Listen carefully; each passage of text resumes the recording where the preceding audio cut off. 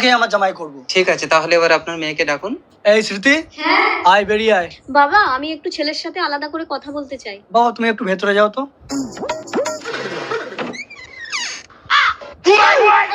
কমাস 6 মাস। ঠিক আছে, কোনো সমস্যা নেই। দাঁড়াও, আমি প্রেগনেন্ট দেখেও বিয়ে করতে রাজি হলে মানে তুমি আমাকে ভীষণ ভালোবাসো। দাও আমার মাথায় সিঁদুর তুলে দাও। এবার আমার পেটটা দেখবে? শুধু তোমার পেট কেন, তোমার সবকিছুই আমি দেখবো। চলো আগে তোমার বাবার আশীর্বাদটা নিয়ে নিই। এসো। বাবা মালটা মাত্র 5 মিনিট আমার ঘরে ঢুকলো, তার মধ্যে আমার মেয়ে প্রেগনেন্ট। বাবা আমরা বিয়ে করে নিয়েছি। সে ঠিক আছে, কিন্তু এত তাড়াতাড়ি তোরা বাচ্চা নিলি কেন মা? না না বাবা। চুপ করো, আর লুকিয়ে কোনো লাভ নেই। আপনার মেয়ে যখন প্রেগনেন্ট, তাহলে আমার গোপন কথাটাও বলে দেই। আমার বউ মারা গেছে, এটা আমার ছেলে। কি তোমার এত বড় ছেলে আছে? আমি তো তোমাকে বিয়ে করব না বলে পেট বানিয়েছিলাম, এই দেখো। খুব ভালো, তাহলে